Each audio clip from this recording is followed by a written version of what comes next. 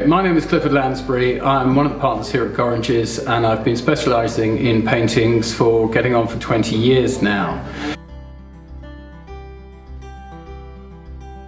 Typically here at Gorringe we see an awful lot of 19th century art, oils and watercolours that were the bread and butter of the antiques trade for many years, really right through from the Victorian period through to the late 1980s, 1990s, and then coming up to year 2000 we saw this big change in taste which happened across the board, and a lot of those traditional pictures are now not so desirable, and other things that were perhaps frowned upon as being unfashionable and not so traditionally correct are now very much in vogue, and we're looking at a whole different reasons for why things have value and for why people want them.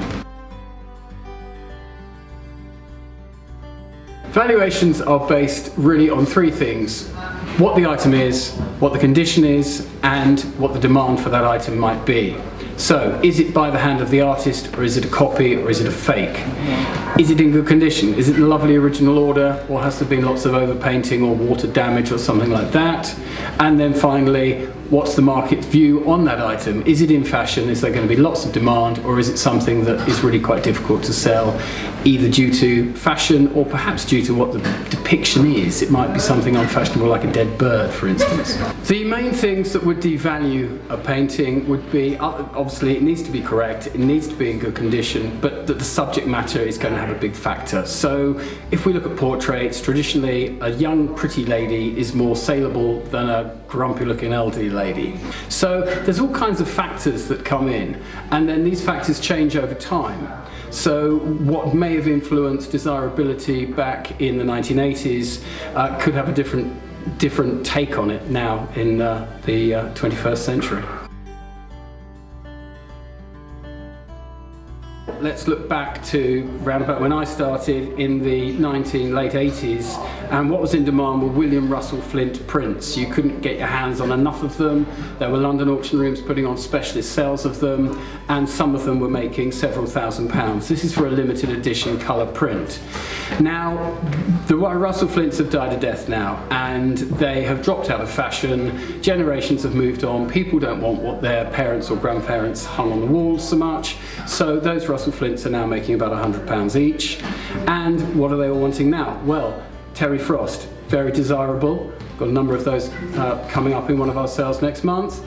We also see John Piper as being very desirable, and exactly the same sort of colour print in a way. These limited edition colour prints are all the rage, and they're changing hands at around about £1000 depending on the item. If we look at an artist like Lowry, Lawrence Stephen Lowry, the limited edition colour prints of his works have come right up, and they were fairly inexpensive to buy. You might spend £150, £200 10 years ago or so. Now we're seeing those change hands at £1,000 upwards. Some have made 10,000, even more.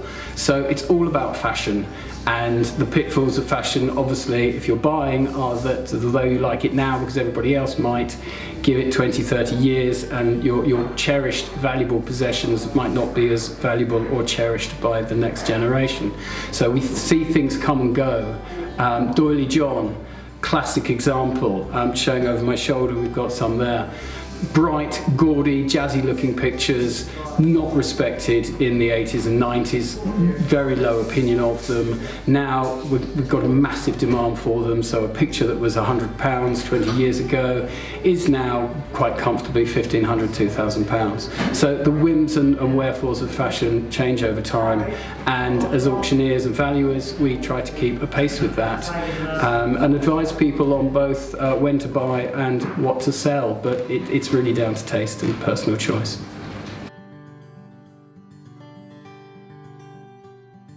Depending on your budget, there's all sorts of areas you could look at. Contemporary is something we don't particularly get involved in, and that really is probably the highest risk because you're buying usually at gallery prices quite high, and you're just rolling the dice to see whether that artist will become more desirable over time, and very few of them do, to be frank. The majority do not become more valuable, but there's always one or two, Tracy Emin's, the Hockneys of the world, whose works have shot up in value. In terms of what you should buy if you're coming to auction, then the old adage is buy what you like, and then at least if it's gone down in value, you still like the painting. Perhaps not quite as much because you paid lots for it, but you still like it. So that's the key thing.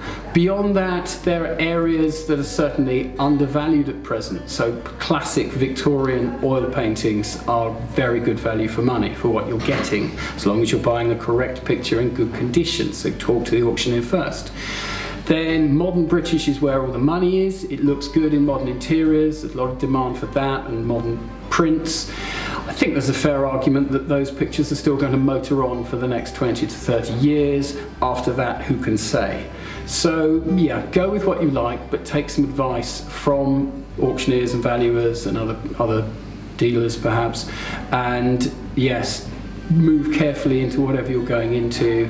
Condition and authenticity is the key. If you've got it in good condition by the right artist, at least you've got a right item. But if you're thinking of buying for yourself, you should really go along and view it in person. Don't just look at the picture from the front, lift it off the wall, have a look at the back. Quite often the back of the picture is more interesting than the front. You can have lovely old labels and exhibition history and the like. So always look around a picture, don't just look at the two-dimensional image. The most memorable picture that we have sold here at Gorringe's, well, it was a painting. In terms of value, the highest value item we've sold here at Gorringe's was a picture which is work by Godward that we sold for an all-in price of around about £500,000. I was on the rostrum for that, so that was kind of fun. It started at around about 50,000 and then crept all the way up. So pictures generally are the most valuable things that go through sale rooms, with the exception, of course, of Chinese art, which also packs a punch every now and then. Otherwise, other pictures are memorable just for the work we did around them, to research them. Sometimes we have to take things to specialists and experts in museums and the like, and to committees that pass judgment on whether a picture's right or wrong. That can be rewarding or incredibly frustrating. I mean, we've all seen the television program Fake or Fortune, and that really does sum up that process.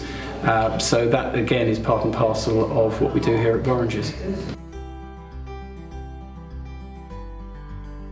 What we're looking for in terms of sale, well, we'd love to have a studio collection of any of the great names of the 20th century in British art, or we're always looking for a long lost Picasso or Renoir or what have you. In theory they're out there, but they're far and few between. Generally what's regarded as sort of hidden or lost art has actually fallen down through an artist's family, or drifted sideways where works were given to people that were around that artist. So there's still the potential for some real special items to come out from hiding.